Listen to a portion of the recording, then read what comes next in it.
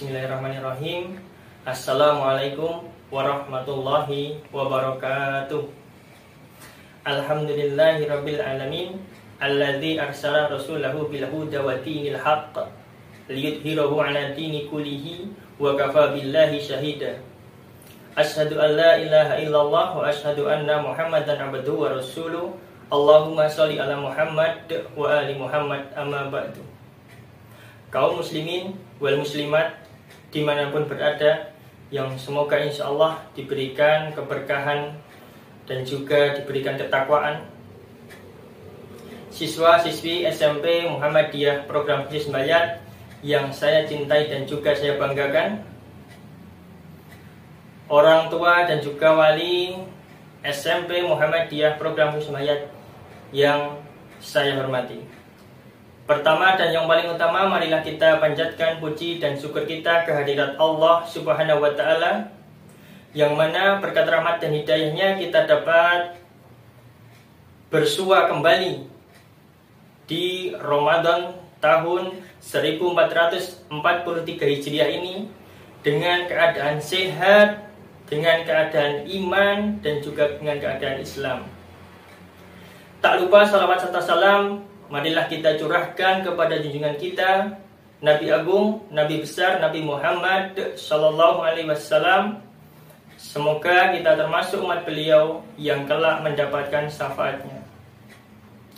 Perkenankanlah di sini saya menyampaikan beberapa hal dengan tema 7 golongan manusia yang kelak mendapatkan naungan oleh Allah di padang mahsyar.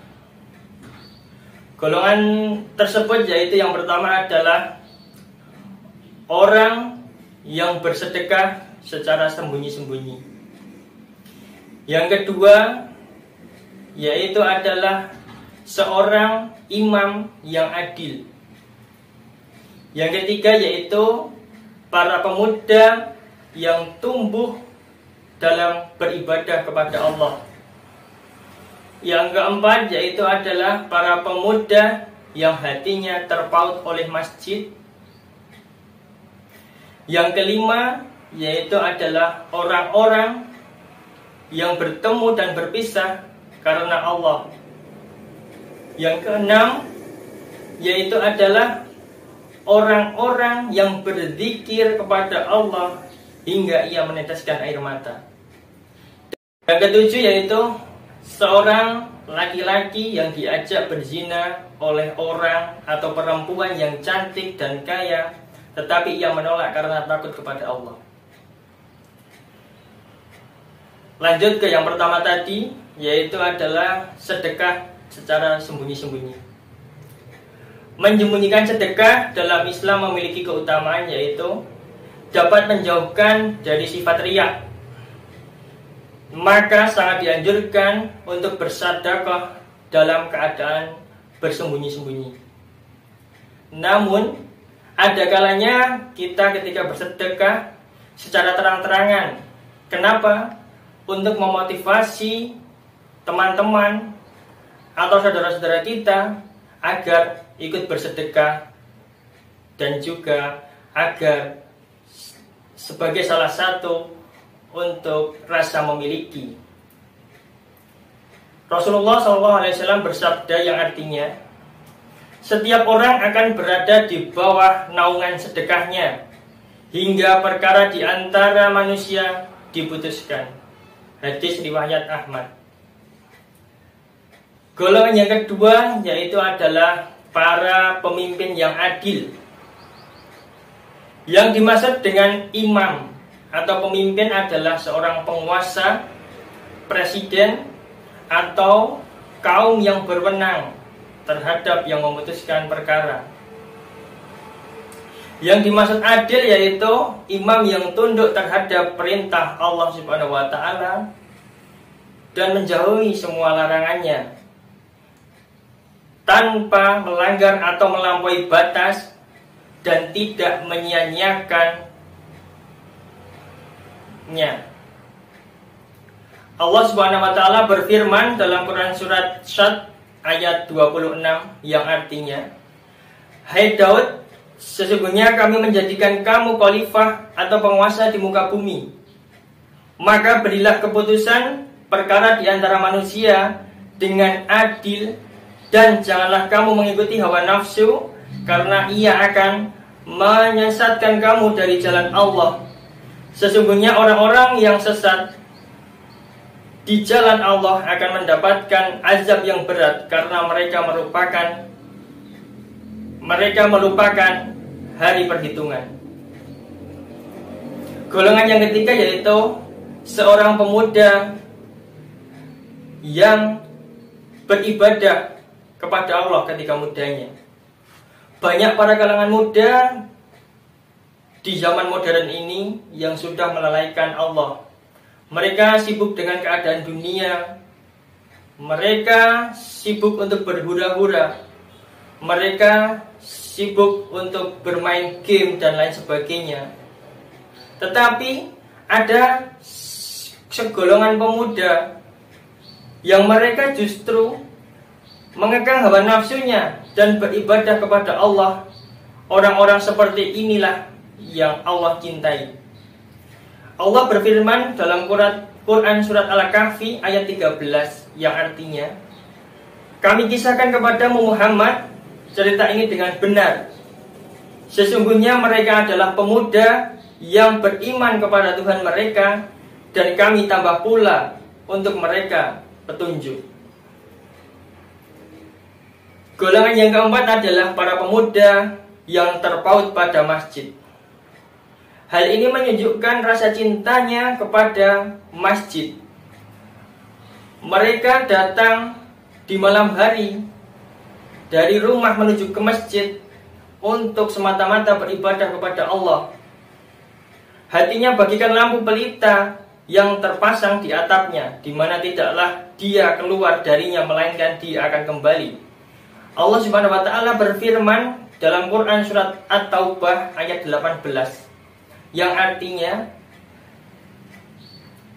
hanya yang memakmurkan masjid-masjid Allah ialah orang-orang yang beriman kepada Allah dan hari kemudian, serta tetap mendirikan sholat, menunaikan zakat, dan tidak takut kepada siapapun selain Allah. Maka merekalah orang-orang yang diharapkan termasuk golongan orang-orang yang mendapatkan petunjuk. Golongan yang kelima yaitu orang-orang yang mencintai di jalan Allah dan dia berkumpul dan berpisah karenanya. Mencintai seseorang hanya karena Allah adalah cinta yang tidak dapat dinodai oleh unsur-unsur keduniaan, ketampanan, harta, kedudukan maupun yang lainnya. Akan tetapi dia melihat dari karena ketaatannya dan juga kekuatan untuk selalu menjalankan perintahnya dan juga meninggalkan apa yang dilarangnya. Dan cinta agama ini tidak putus karena dunia, baik dia berkumpul secara hakiki atau tidak, sampai kematian memisahkan keduanya. Allah Subhanahu wa taala berfirman dalam Quran surat Al-Maidah ayat 54 yang artinya, hai orang-orang yang beriman, barang siapa di antara kamu yang murtad dari agamanya, maka kalau Allah akan mendatangkan suatu kaum yang Allah mencintai mereka dan mereka pun mencintainya, yang bersikap lemah lembut terhadap orang yang mukmin, yang bersikap keras terhadap orang-orang kafir yang berjihad di jalan Allah, dan yang tidak takut kepada celaan orang yang suka mencela. Itulah karunia Allah, diberikannya kepada siapapun yang dikehendakinya, dan Allah maha luas pemberiannya lagi maha mengetahui. Golongan yang keenam yaitu adalah seorang yang ketika malam berzikir kepada Allah, lalu ia meneteskan air mata. Yaitu seorang laki-laki yang mengingat Allah dan berzikir kepadanya, berzikir dengan hati dan lisannya, dan dalam keadaan sepi, lalu air matanya mengalir. tentang mengalirnya air mata karena takut kepada Allah terhadap beberapa keutamaan. Di antaranya tidak disentuh oleh api neraka. Allah Subhanahu wa taala berfirman dalam Quran surat An-Nahl ayat 2 yang artinya, sesungguhnya orang-orang yang beriman ialah mereka yang bila disebut nama Allah gemetarlah hati mereka. Dan apabila dibacakan ayat-ayatnya bertambahlah imannya. Dan hanya kepada Tuhan mereka lah bertawakal. Dan yang terakhir atau yang ketujuh yaitu adalah laki-laki yang menolak ajakan berzina oleh seorang perempuan yang cantik, kaya, semata-mata karena takut kepada Allah. Subhanahu wa ta'ala berfirman dalam Quran surat An-Nazi'at ayat 40 dan 41. Artinya, dan adapun orang-orang yang takut kepada kebesaran Tuhannya dan menahan diri dari keinginan hawa nafsunya, maka sesungguhnya surgalah tempat tinggalnya. Mungkin itu yang bisa kami sampaikan. Banyak salah dalam menyampaikan itu dari saya, dan juga banyak lebih dari apa yang sudah disampaikan itu adalah murni dari Allah. Marilah kita tutup kegiatan kultum pada siang hari ini dengan doa penutup majelis. Subhanakallahumma wa bihamdika asyhadu an la ilaha illa anta astaghfiruka wa atubu ilaik. Assalamualaikum warahmatullahi wabarakatuh.